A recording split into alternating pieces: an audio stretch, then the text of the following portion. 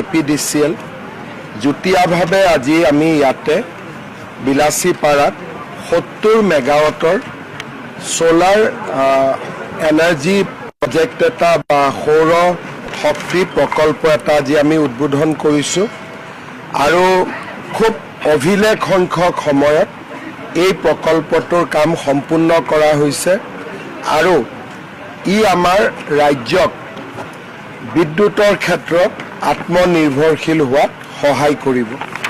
আমাৰ ৰাজ্যত এটা সময়ত আমাৰ লগত একেবাৰেই সোলাৰ পাৱাৰ নাছিলে। আজি আমাৰ এই 70 মেগাৱাটক যদি আমি ধৰি লওঁ তেতিয়াহ'লে ৰাজ্যত এতিয়া আমাৰ 680 মেগাৱাট সোলাৰ পাৱাৰ আমি উৎপন্ন কৰোঁ।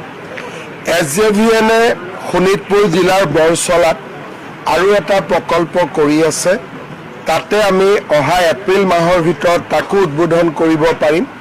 তাত আমি আৰু 50 মেগাৱাট সৌৰ শক্তি আমি উৎপাদন কৰিব পাৰিম।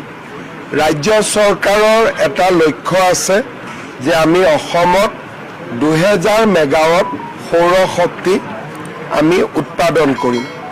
680 মেগাৱাটৰ লগত আমাৰ 50 মেগাৱাট শোণিতপুৰত যোগদান হোৱাৰ লগে লগে আমাৰ সৰ্বমুঠ সৌৰ শক্তি 730 মেগাৱাট হ'বগৈ আৰু ইয়াক আমি পৰ্যায়ক্ৰমে 2000 মেগাৱাটলৈকে লৈ যোৱাৰ বাবে চেষ্টা কৰিম। মই আজি এই প্ৰকল্পটো সুন্দৰভাৱে কমপ্লিট কৰাৰ বাবে সম্পূৰ্ণ কৰাৰ বাবে SJVN, APDCL আৰু আমাৰ যোনে কামটো কৰিছে ৰেইজ বুলি যিটো কোম্পানীয়ে কাম কৰিছে তেখেতসকলক আৰু আমাৰ ধুবুৰী জিলা প্ৰশাসনক মই ধন্যবাদ আৰু কৃতজ্ঞতা জনাইছোঁ।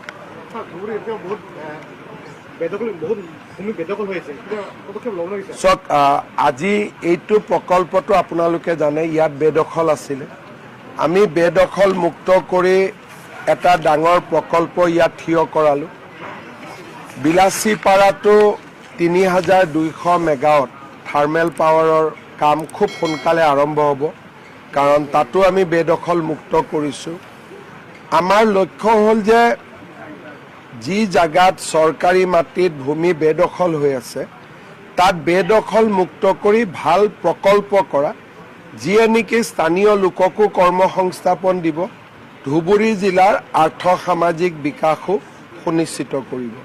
গতিকে ৰাইজেও সহযোগিতা কৰিছে। দুটা ডাঙৰ এভিকশ্যন আমি যোৱা বছৰ কৰিছোঁ আৰু আহিবলগীয়া দিনবিলাকত যেতিয়া আমাৰ হাতত প্ৰকল্প থাকিব আমি ডেফিনেটলি কাবাক এভিকশ্যন, কাবাক পৰা মাটি কিনা, যি য'ত যেনেকুৱা প্ৰয়োজন আমি তেনেকৈ কৰিম। কিন্তু যদি আমাৰ কোনো বিশেষ প্ৰয়োজন নাথাকে, খালী কৰি থ'লে আকৌ মানুহ বহিব। সেইকাৰণে আমাৰ লক্ষ্য হ'ল যে এভিকশ্যন কৰাৰ পিছত তাত যাতে কিবা এটা প্ৰজেক্ট আহিব পাৰে। এতিয়া আজি চাওক ইয়াত 1000 বিঘা মাটি আমি উচ্ছেদ কৰিছিলোঁ।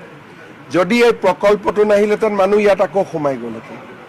যেনেকৈ আমাৰ চাপৰত এতিয়া 3200 বিঘা মানে প্ৰায় 4000 বিঘা লেণ্ড আমি মুকলি কৰিছোঁ। তাত প্ৰজেক্ট হ'ব, গতিকে মাটিটো আকৌ বেদখল হ'ব নোৱাৰে।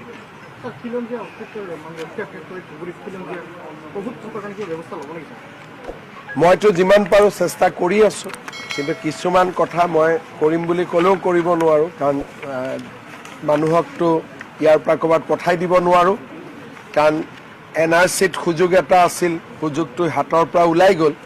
যি নহওক লাহে লাহে এতিয়াতো খিলঞ্জীয়া মানুহবোৰ ধুবুৰীত সাহসী হৈছে, আগৰ দৰেতো ভয়ত নাথাকে।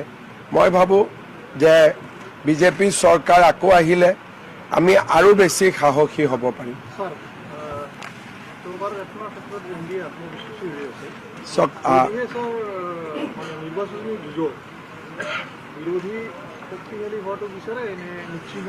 চক মোৰ সেইবিলাক একো নাই, আমি চৰকাৰ কৰিব লাগে, ইমানেই কথা।